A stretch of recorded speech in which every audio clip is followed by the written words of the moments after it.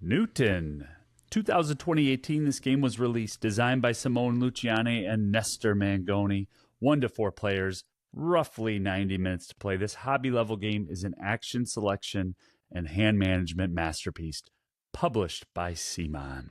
In Newton, you're a budding 17th century scientist amid the Enlightenment scientific revolution, aspiring to rival luminaries like Isaac Newton by traveling Europe to study at universities, explore ancient lands, and invent tools, publish theories, and amass knowledge.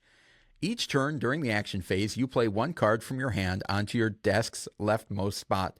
Then take the action on the card with any matching action symbols visible from previously placed cards, determining the action's strength. There are 5 possible actions. The compass action advances your scientists on the map, stopping at cities, universities, and ancient lands, and claiming bonuses as you go. The work action moves you along the work track to collect money. The cog action moves your students along technology tracks to collect bonuses and reach objective tiles.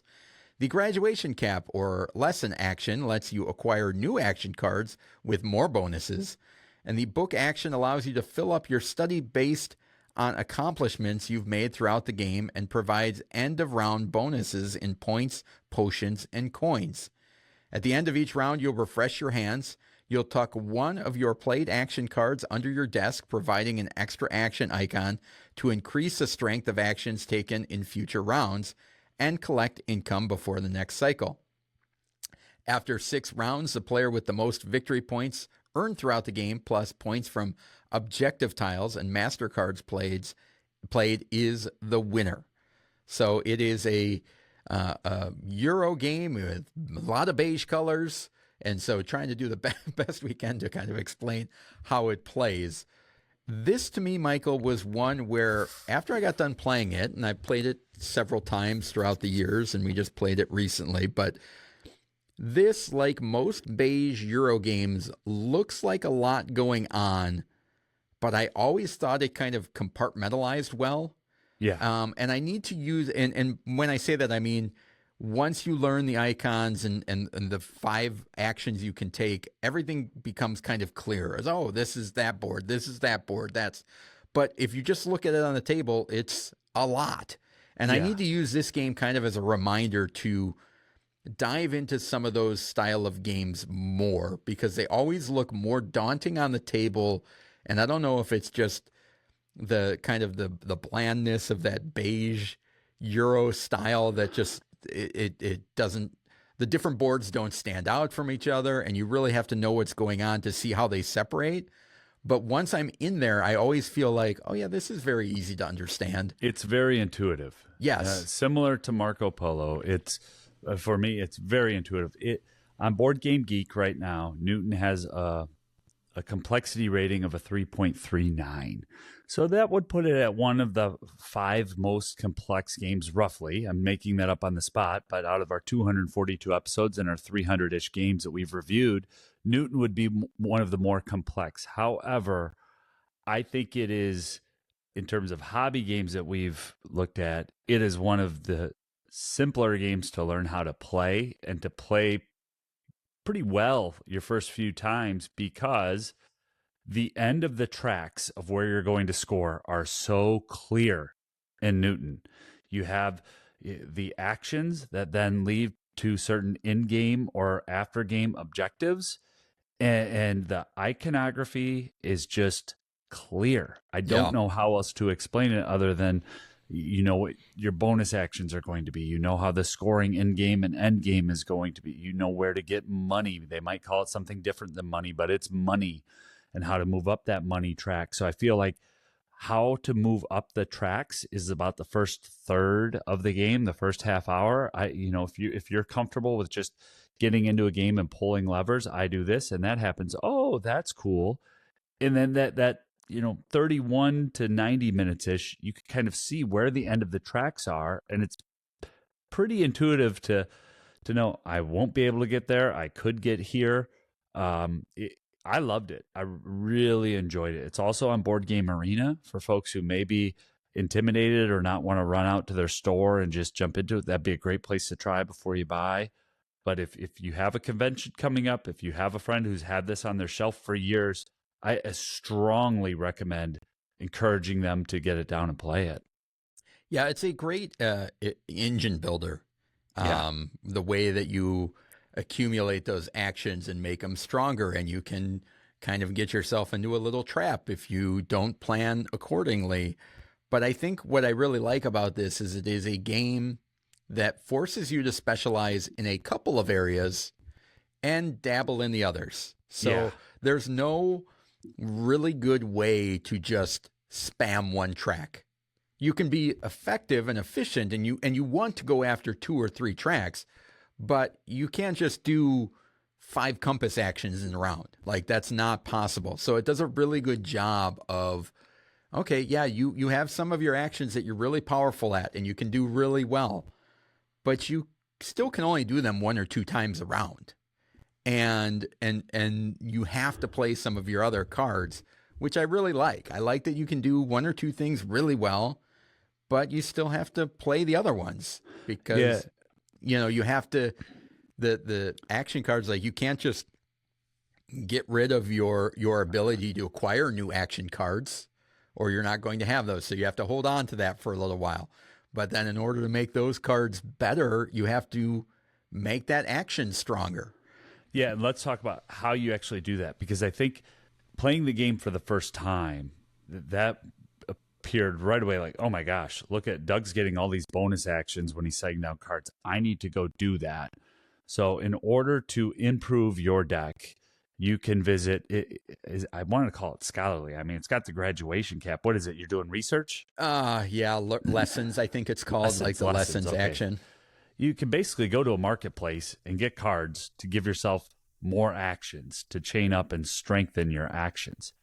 And doing that in the first round or the second round, it's a lot of fun. All of a sudden, I have more choices, and things are now available to me that were not available to me, and I can start to string together 2 to 3 turns.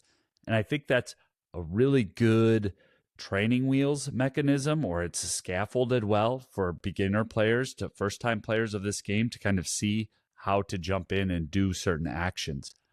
Anything to add on that or no? No, it's just, it's interesting because the way in that case, whether you're doing the study action or the lesson action, and when you're studying, you're putting books on your bookshelf and stuff. And, to play the first lesson action, you can only buy cards from the top row, which, they're better than the cards you start with, but they're not as good as the one in the third row. Well, in order to get the ones on the third row, you have to play a lesson action and have 2 other symbols face up already have been played or stored in your desk for future use. So you have to build up in order to get those.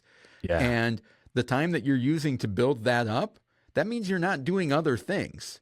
So you have to build that up to buy the better compass actions that you may want, or the better research actions that you want. And it's just a really unique system because there is one Joker wild action that you have that you pretty much hold on throughout the game. There's not really a good reason to bury it in your desk, but it's like, if you don't have that card, you can box yourself out of having an action completely. Yeah. Which I think is really cool. That's what forces you to wow, I still need to do this, so I need to hold on to that action card. I can't bury it right now, even though I may want to make that stronger. So there's a lot of really interesting decisions to be made throughout the game. Yeah, Nestor Mangoni and CMON Luciani are 2 designers that I really enjoy. I've got CMON Luciani's Toletum right behind me here. Nestor Mangoni did Autobahn and Darwin's Journey, 2 of my all-time favorite games. And you could see the design threads of each designer in this game. And specifically, I love that action of being forced to bury a card so that I am essentially improving my tableau for future actions and future rounds. Yeah. But then you have to pick a path. You've got to choose, 2, possibly you could dabble in a third, but you've got to choose just a couple of paths because the game is not that long. Yeah. Is it 6 rounds? 6 rounds, yep. 6 rounds, 90 minutes, and just a fun game there. Yeah, two things I want to make a note of. The rule book does a really good job of leading you through the actions, and it's a really good stepping stone to teaching the game. So reading the rules and then going into the teach, you can just kind of, oh yeah, this, and kind of go through the sections, but you don't need to reread the sections. It just a good flow there. The other thing, the trickiest part of this game is actually the setup, because there's a lot of different tokens that need to go throughout the board. You've got different cubes on your player mat. There's a little book stacked on the player mat. And I personally wonder, this is a me thing, is I wonder how this game would do if the boards were just pre-printed with stuff instead of having the variability in setup. Certainly, like those you put out little bonus tokens, those are fine. Sure. It's like if you have one thing, but there's a little bit more stuff going on with objective tiles, and there's more objective tiles than you need in the game.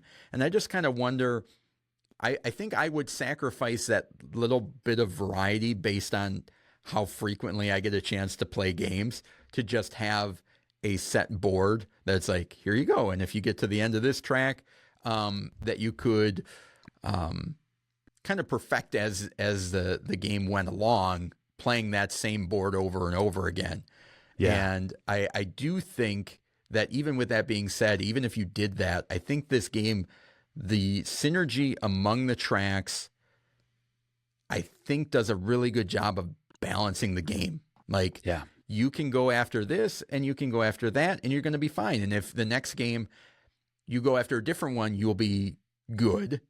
But the interesting thing is that each player board has kind of a starting extra